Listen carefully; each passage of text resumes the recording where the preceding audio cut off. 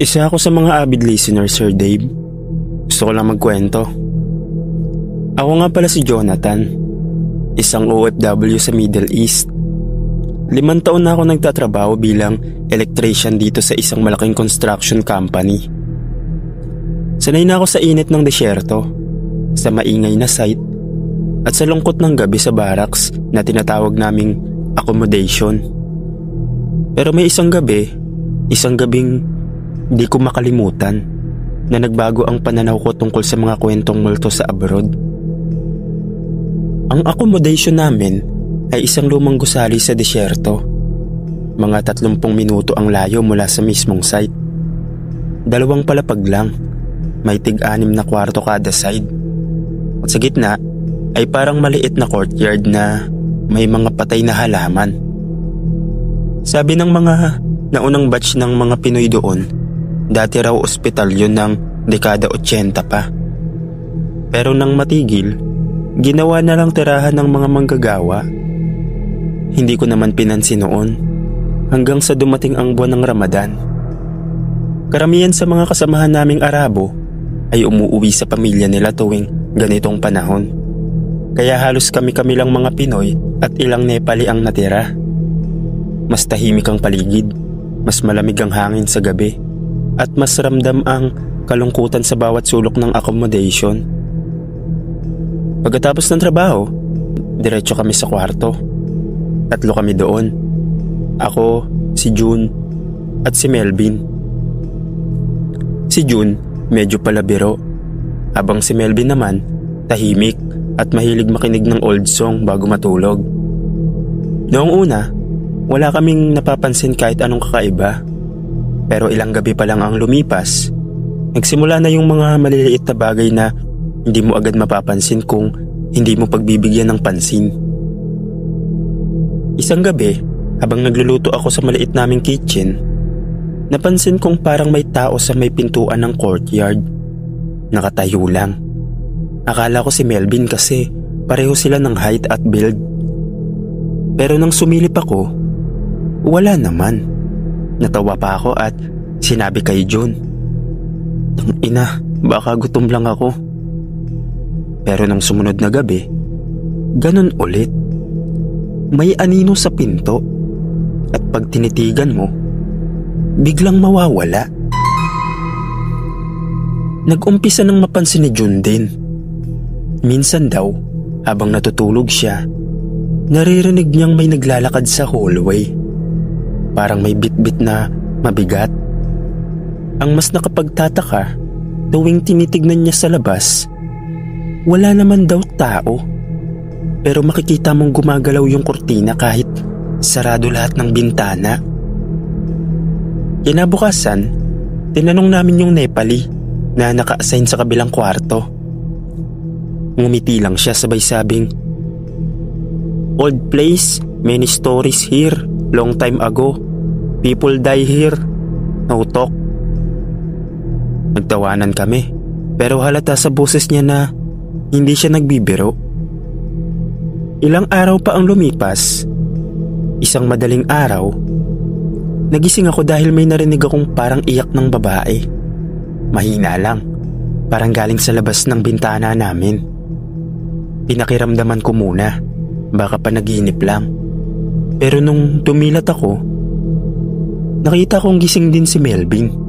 Nakatingin sa kisame. Pawis na pawis. "Jonathan, naririnig mo yun?" Mahina niyang sabi. Tumango lang ako, pero pareho kaming nakinig. Yung iyak, lumalakas, parang nagmamakaawa. Dahan-dahan akong tumayo, tinignan ang bintana. Sa labas, puro dilim. Pero may gumagalaw sa lilim ng courtyard. Parang babae na nakayuko at nakaputing damit. Hindi ako agad nakagalaw. Sa dilim ng courtyard, malinaw kong nakita yung figura ng babae. Nakaputing damit, mahabang buhok at parang nakaluhod. Hindi ko makita ang mukha niya, pero ramdam kong nakatingin siya sa bintana namin. Si Melvin napabulong ng dasal. Si Jun naman, nagising din dahil sa kaluskos ng mga paa ko. "Anong meron, Ton?" tanong niya. Pero di ko na nasagot. Sa halip, itinuro ko na lang yung bintana. Nang sumilip din siya, napaatras siya agad. "Tangina, may tao sa labas." Bigla namin narinig yung tunog ng metal. Parang may tumatama sa gate ng accommodation namin. Sunod-sunod, lahat kami nagkatinginan. Wala namang tao sa labas at imposibleng may papasok dahil may guard sa main gate. Pero sa mga sandaling yun, parang nasa amin lahat ng galaw. Maya-maya, yung ilaw sa hallway biglang nagpatay-sindi. Sumabay doon yung pag-iyak ulit ng babae. Ngayon, mas malakas na. Parang galit.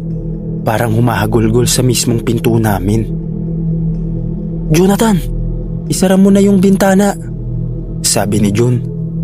Agad kong hinila yung kortina. Pero bago ko pa masarhan, nakita kong unti-unti na siyang tumatayo. At nang itaas niya ang ulo niya, doon ko nakita yung mukha niya.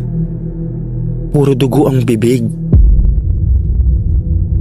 Napasigaw kami sabay-sabay. Tumakbo si Melvin palabas ng kwarto.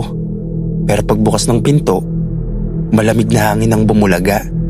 At may babaeng nakatayo sa dulo ng hallway, nakatingin sa amin. Hindi gumagalaw, pero ang buhok niya tinatangay ng hangin kahit walang bintanang bukas. "Takbo!" sigaw ko. Lahat kami kumaripas pababa ng hagdan, papunta sa may main door. Pero habang bumababa, para bang ang bawat takbang namin may sumusunod na mabigat na yabag. Paglingon ni Jun, nakita niyang may anino rin sa likod namin at nakahawak sa railings. Pagdating namin sa labas, diretso kami sa guardhouse. Hingal na hingal, nanginginig, halos hindi makapagsalita. Yung Nepali guard nagtataka, pero nang marinig niyang galing kami sa old room 2B, bigla siya natahimik. Sabi niya, "That place, woman died there before. Nurse suicide." Hinilabutan kami ng malala. Kinabukasan, hindi na kami bumalik sa kwarto. Kinausap namin yung site supervisor at matapos ang ilang paliwanag, pumayag siyang ilipat kami ng bagong accommodation, mas malapit sa project site.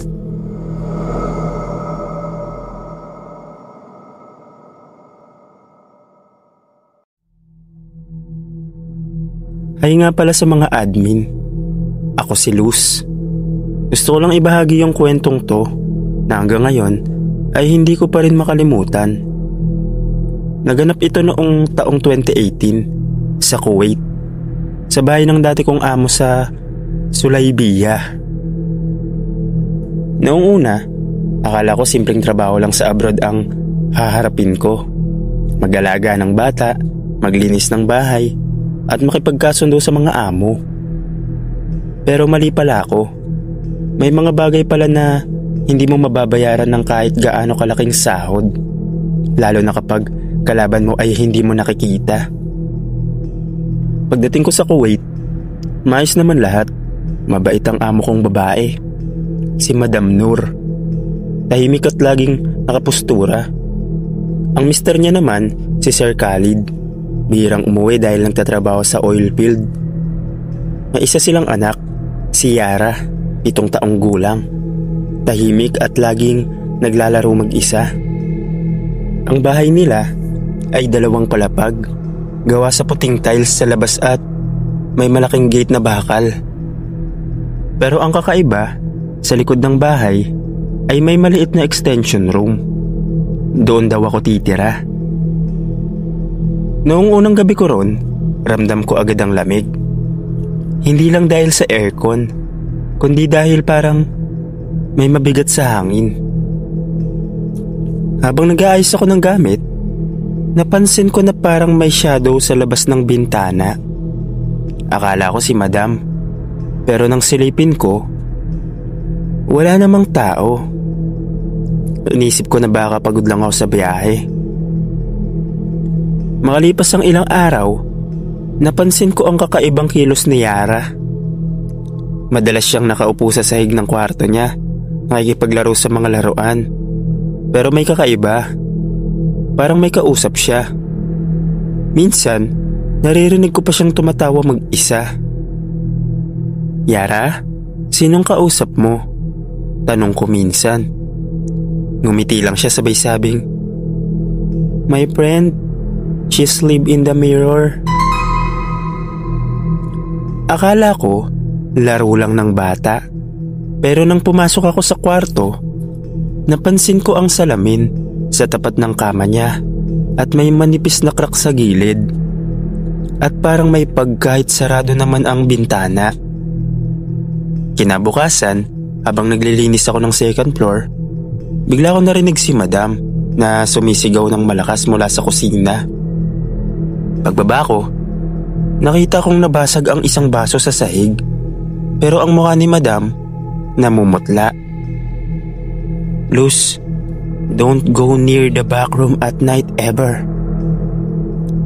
Hindi ko na siya tinanong, pero simula nun, tuwing gabi, naririnig ko na ang kaluskos at may hinang katok mula sa likod ng bahay. Doon sa mismong extension room na tinutulugan ko. Simula noong gabing yun na binabalaan ako ni Ma'am Nur, hindi na ako mapakali.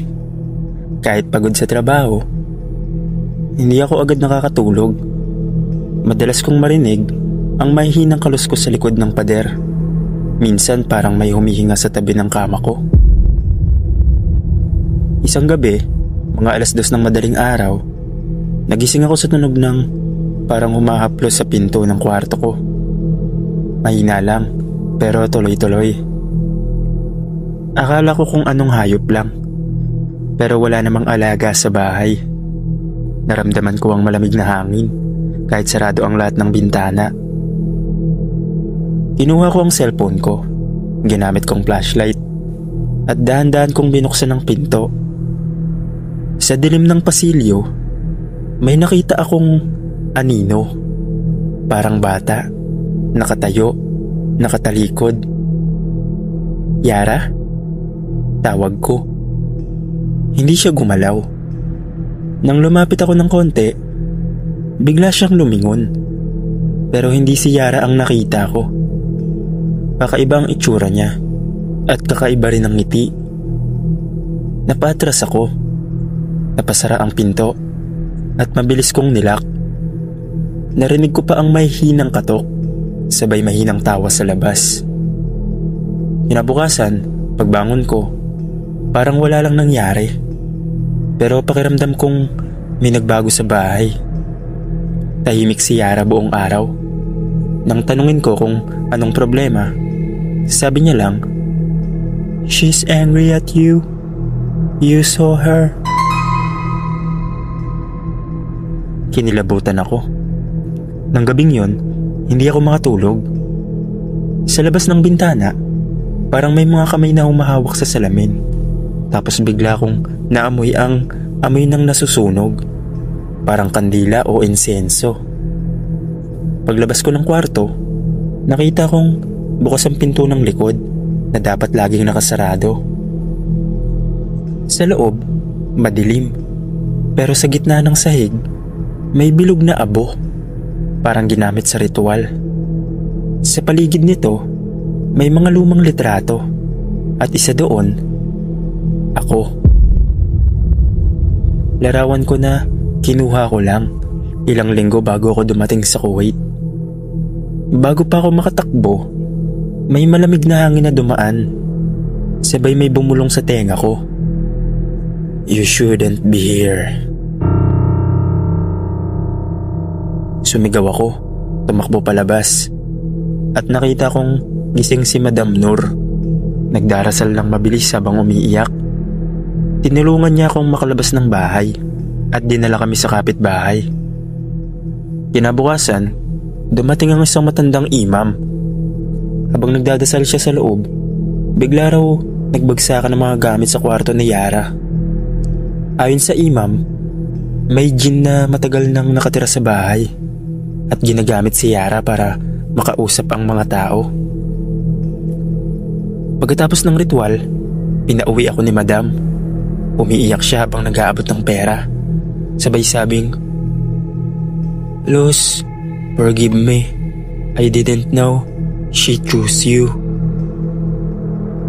Pagbalik ko sa Pilipinas, ilang buwan akong hindi makatulog ng maayos. Pero matapos yun, lagi na ako nagdarasal bago matulog. At nung mga sumunod na araw, naging okay na ako.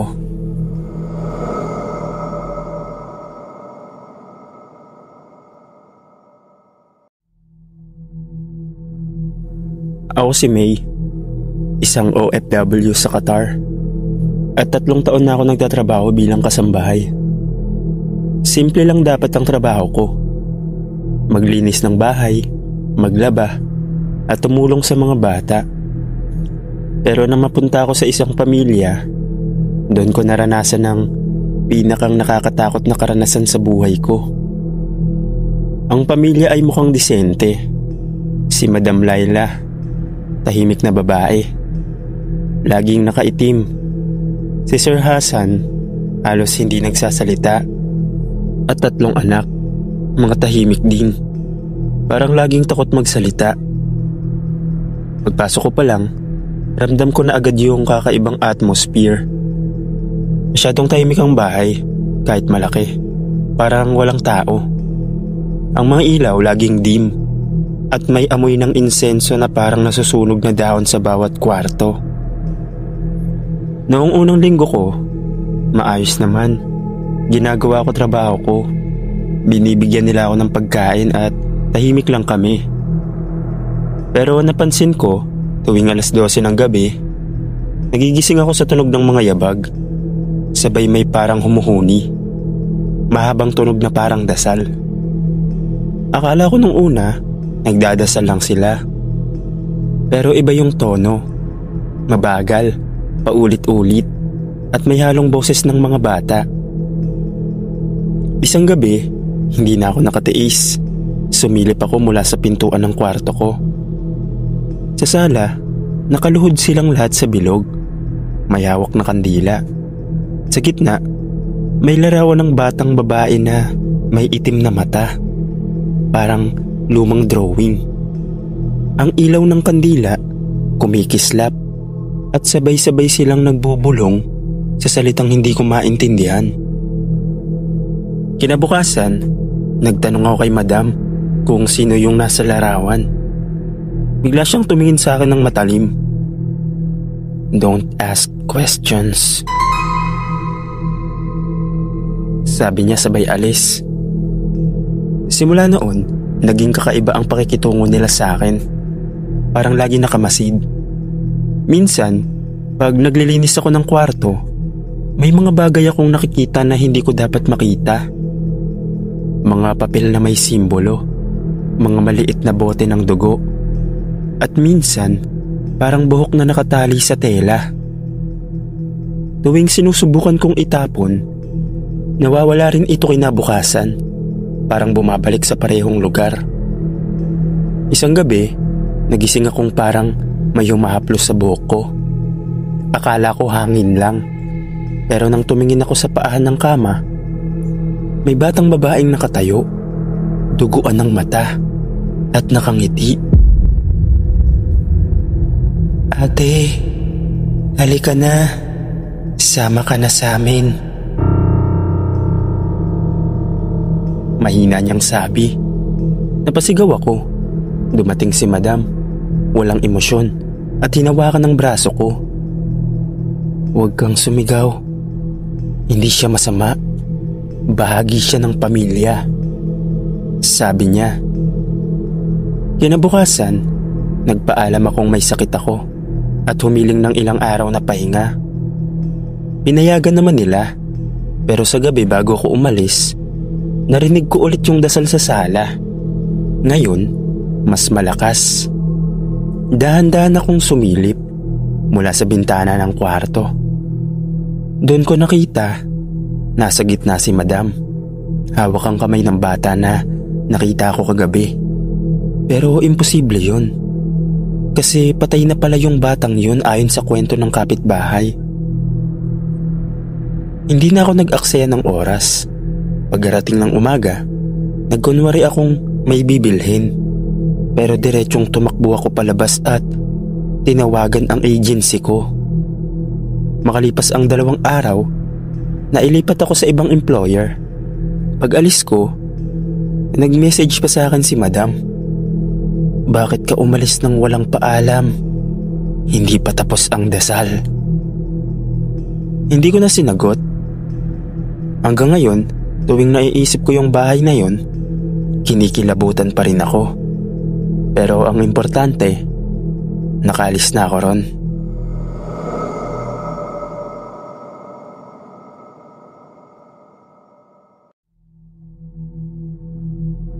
Magandang araw, Sir Dave. Ako si JM, isang overseas worker dito sa may Qatar. Noong una, normal lang lahat. Trabaho, bahay, simbahan tuwing day off. Pero isang gabi, may nangyari sa city. Sa lugar na akala ko ay pinakang ligtas.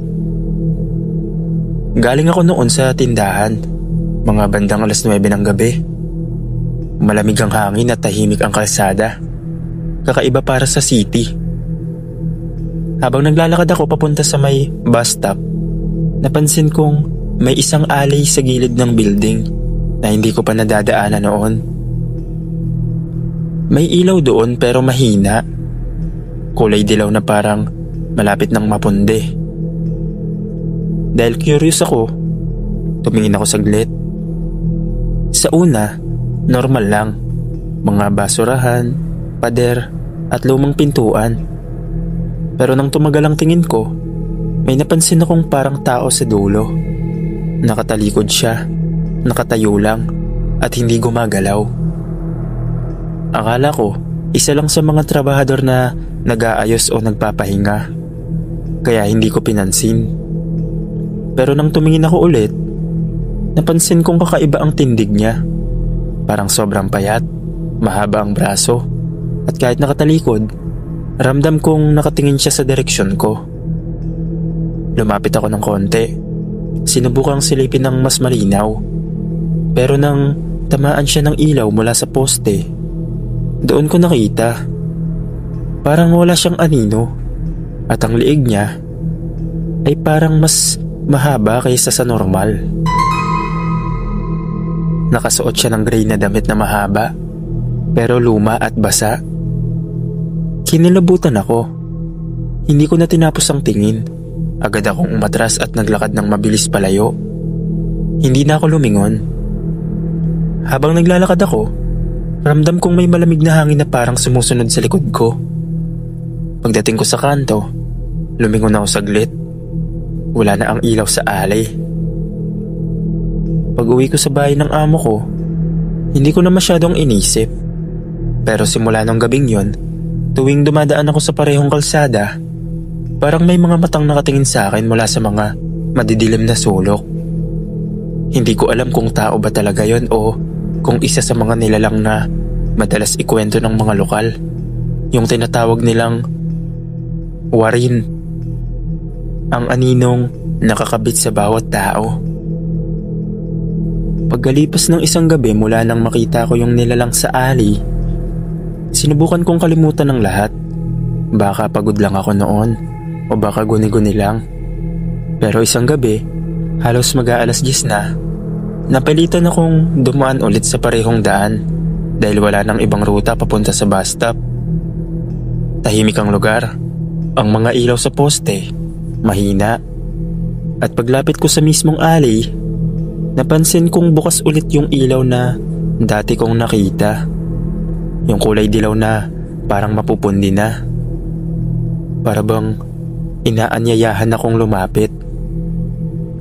Sinubukan kong iwasan, pero parang may humahatak sa paningin ko. Nang mapalingon ako, nandun na naman siya. Nakatayo sa dulo, nakatalikod. Hindi gumagalaw. Pero ngayon, may naririnig akong parang mabagal na paghinga. Napaatras ako, halos matumba. Pero imbis na lumapit siya, bigla siyang nawala. Tuluyang nagdilim ang ilaw sa alley. Paglingon ko sa paligid, tahimik ulit ang kalsada. Pero nang akmang tatakbo ako, may malamig na kamay na humawak sa balikat ko mula sa likod. Pagharap ko, wala namang tao. Pero sa tenga ko, may bumulong ng malalim na boses. I found you. Hindi ko alam kung paano ako nakarating sa bus stop. Nanginginig ako, pawis na pawis at halos hindi makahinga. Pag uwi ko, napansin ng kasama kong si Rodel na sobrang putla ko. Bro, parang nakakita ka ng multo, sabi niya. Pero hindi na ako nakasagot. Kinabukasan, ikunento ko sa isang matandang lokal na nagtatrabaho rin sa building. Tahimik lang siya habang nakikinig. Tapos bigla niyang sinabing, "Huwag ka nang dadaan doon. May nilalang dyan. Hindi patay pero hindi rin buhay. Dumidikit yan sa mga taong nakakakita sa kanya." Kinilabutan ako. Pero simula nun, Sir Dave, nilayuan ko na yung lugar na yon at hindi na ako dumaan doon kahit kailan. Hanggang dito na lang po. Salamat.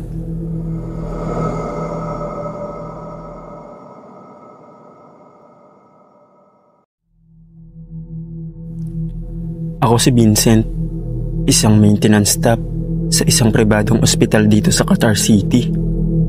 Hindi ko na po babanggitin kung saan, pero isa to sa mga kilalang ospital. Moderno at laging puno ng pasyente sa araw. Pero iba ang kwento kapag gabi na. Tuwing panggabi ang duty ko, ako ang in charge sa pag-check ng mga ilaw, aircon at electric wiring sa bawat floor. Karaniwan, kalmado lang ang shift. Pero tuwing dumarating ako sa 7th floor, palaging may kakaibang pakiramdam. Parang may malamig na hangin na dumadaan. Ang ward 7 sa floor na yun ay matagal nang sarado. Ayon sa mga kasamahan kong Arabo, dati raw yun ang ward ng mga pasyenteng hindi na umaabot sa ICU. Pero matapos ang sunod-sunod na pagkamatay ng mga pasyente sa loob, pinasara na ang ward at ginawa na lang storage. Isang gabi, bandang 2:00, tumawag ang head nurse sa radyo. "Vincent, check mo nga yung ilaw sa ward 7. Biglang nag-on and off."